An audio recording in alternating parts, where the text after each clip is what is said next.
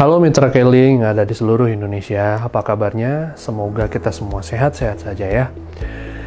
Di Dr. Talk Health and Solution kali ini kita akan bahas satu wabah yang memang saat ini sedang menghebohkan dunia, termasuk Indonesia, yaitu tentang wabah COVID-19. Di mana wabah ini telah menginfeksi 820.000 orang lebih di seluruh dunia, serta telah menewaskan 42.000 orang total di seluruh dunia.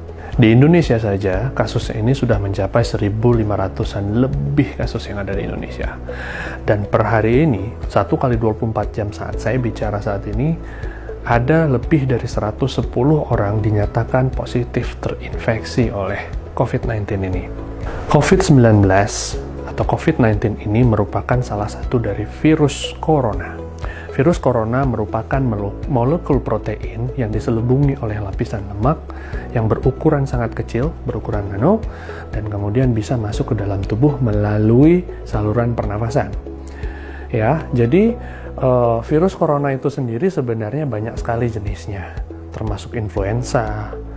Kita pernah kenal juga yang namanya SARS, lalu kita juga pernah kenal yang namanya MERS, yaitu Middle East Respiratory Syndrome, di mana angka kematian akibat MERS dan SARS ini sangat tinggi. Nah, angka kematian akibat virus COVID-19 ini akan sangat tinggi juga kalau kita tidak mampu melawannya atau kita tidak mampu menanganinya dengan baik. Oleh karena itu, kita butuh satu kesiapan, kita butuh satu tindakan yang bisa kita lakukan bersama-sama untuk bisa mencegah penyebaran dari virus COVID-19 ini. COVID-19 atau COVID-19 ini bisa menyebabkan gejala di saluran pernafasan serta gejala di organ paru-paru kita. Jadi dia menginfeksi organ pernafasan kita. Nah, gejala yang ditimbulkan antara lain sebenarnya seperti batuk, pilek, lalu kemudian terjadi demam yang sangat tinggi akibat dari infeksi, lalu kemudian juga terjadi yang namanya sesak nafas, lemas, bisa juga terjadi mual serta muntah, kelelahan, tidak adanya nafsu makan, serta berujung bisa terjadi penurunan kesadaran dan hingga berakhir pada shock atau koma pada pasien tersebut. Nah, banyak orang menyangka penyebaran COVID-19 atau penularan COVID-19 ini bisa melalui udara terbuka atau airborne. Sebenarnya hal itu salah dan tidak berdasar. Nah, penularan COVID-19 ini sebenarnya melalui percikan ludah atau yang biasa kita sebut sebagai droplets.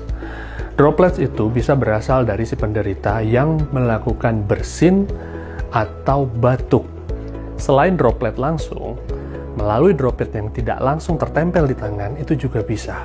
Jadi orang-orang yang mempunyai COVID-19, batuk dan bersin menutup dengan menggunakan tangan, tangannya berkontak dengan orang lain atau memegang sesuatu yang berupa logam, plastik, kemudian kayu, itu bisa menyebabkan COVID-19 ini berpindah tangan ke orang lain.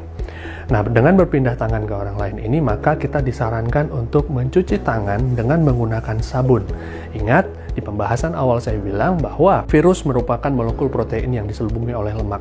Maka tindakan penyabunan pada tangan itu bisa melarutkan virus dengan baik. Sehingga banyak sekali orang menggunakan desinfektan untuk membersihkan ruangannya atau benda-benda yang ada di sekelilingnya, bahkan termasuk pakaiannya dan dirinya sendiri dengan menggunakan cairan desinfektan yang sebenarnya sangat berbahaya untuk kulit kita. Sehingga saya tidak terlalu menyarankan, bahkan WHO pun tidak terlalu menyarankan kita menggunakan desinfektan untuk membersihkan diri kita sendiri. Kenapa?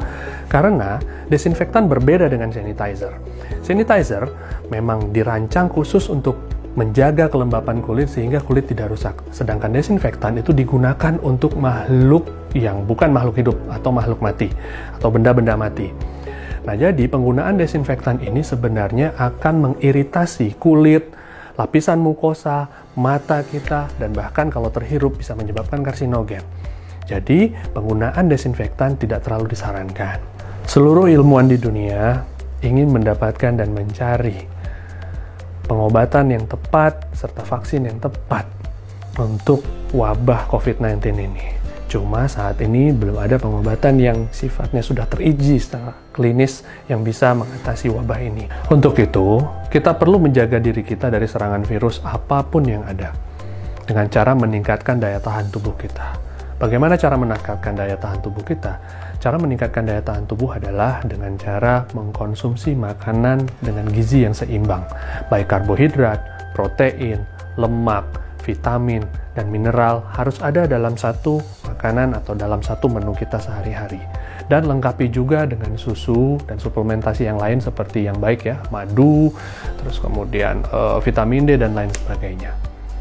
Oke, bicara soal susu, susu yang sehat itu harus mempunyai beberapa syarat sebenarnya. Yang pertama, susu yang sehat itu tidak mengandung lemak yang terlalu tinggi.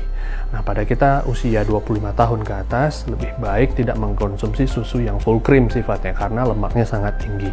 Lebih baik cari susu yang memang rendah lemak. Boleh low fat atau yang lebih baik lagi adalah susu skim. Lalu yang kedua, cari susu dengan kadar protein yang cukup tinggi juga. Karena sebenarnya inti yang kita mau kita serap dalam susu itu adalah proteinnya. Jadi cari protein yang baik.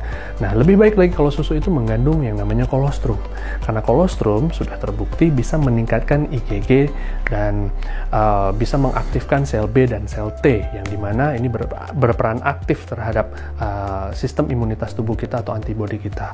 Nah, jadi pilihlah susu yang memang rendah lemak, mengandung protein tinggi, dan mempunyai tambahan plus berupa daya tahan tubuh yang baik. Di mana manfaat susu yang tadi saya sebutkan bisa kita dapatkan di Casey Susu Skim dari PT Keling Indonesia. Mengkonsumsi Casey Susu Skim ini secara teratur dan sesuai dengan dosis harian akan mampu meningkatkan daya tahan tubuh sehingga kita bisa bertahan dari serangan virus. Nah, selain susu, saya sarankan kita mengkonsumsi suplemen produk dari lebah, yaitu madu. Di mana madu ini memang banyak sekali manfaatnya selain meningkatkan daya tahan tubuh kita juga. Nah, madu sendiri sebenarnya kita harus memilih yang baik, yang murni adanya, yang tidak dicampur dengan gula. Nah, PT Keling Indonesia juga mengeluarkan produk madu yaitu K-Honey 5-in-1, di mana madu yang kita keluarkan ini adalah madu yang murni, yang bisa membantu kita menjaga daya tahan tubuh karena mengandung flavonoid tinggi.